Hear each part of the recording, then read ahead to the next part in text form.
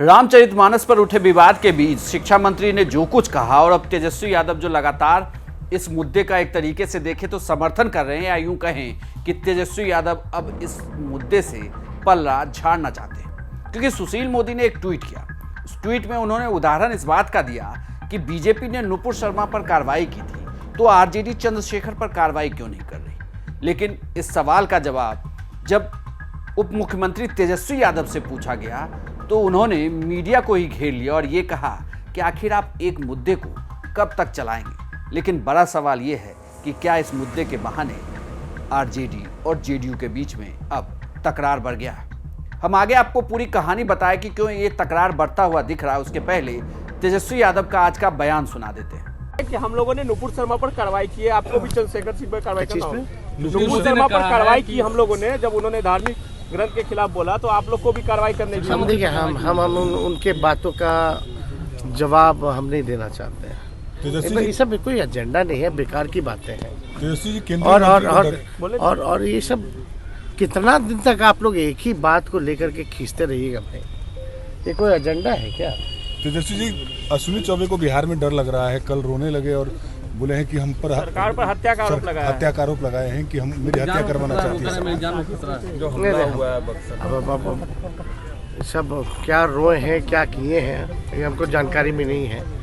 लेकिन भाजपा 17 साल तक जो है बिहार में रही है और अभी भी इतना अगर डर लग रहा है तो दिल्ली में कैसे जाते होंगे? दिल्ली में क्यों नहीं रोते हैं?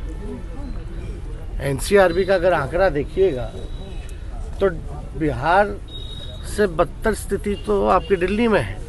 बिहार फिर भी जो है 22वें पायदान पर है, टॉप 15 में भी नहीं है। लेकिन वो 15 राज्य में जाकर के क्या करेंगे?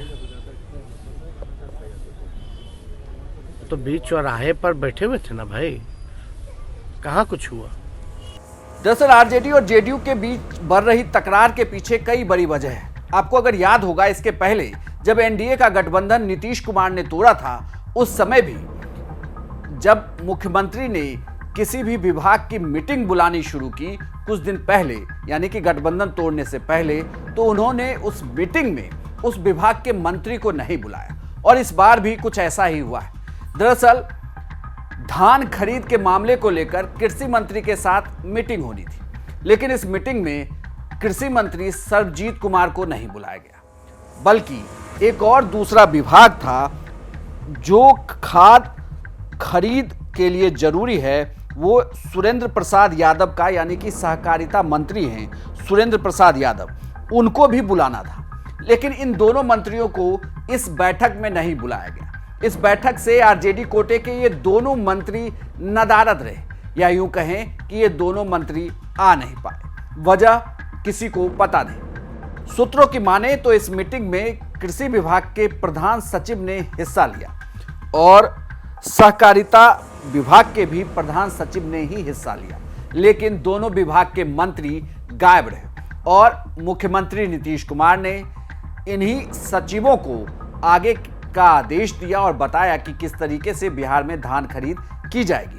मुख्यमंत्री नीतीश कुमार ने यह साफ कर दिया है कि जो भी किसान खेत में पराली जलाएंगे उनका धान नहीं खरीदा जाएगा। लेकिन फिलहाल मुद्दा धान खरीद का नहीं है, मुद्दा यह है कि क्या आरजेडी और जेडीयू में सब कुछ ठीक नहीं है और इस तकरार के पीछे की वजह क्या है। एक और जहां जेडीयू के लगातार प्रवक्ता और बड़े नेता चंद्रशेखर पर जो शिक्षा मंत्री ने रामचरितमानस के एक दोहे का उल्लेख किया, उसे लेकर कार्रवाई की बात कर रहे हैं, तो वहीं आरजेडी के दिग्गज नेता, या यूं कहें कि प्रदेश अध्यक्ष जगदानंद सिंह और इवन उप मुख्यमंत्री तेजस्वी यादव ने भी जिस तरीके से समर्थन दिया है, उससे ऐसा लग रहा है कि यह विवाद लगातार बढ़ता जाएगा और थमने का नाम नहीं लेगा। और इस बीच जो मुख्यमंत्री नीतीश कुमार ने बैठक बुलाई और उस बैठक से आरजेडी के कोटे के मंत्रियों का अनुपस्थित रहना या उन्हें नहीं बुलाया जाना, ये भी संकेत देता है कि आरजेडी और जेडीयू में सब कुछ ठीक नहीं।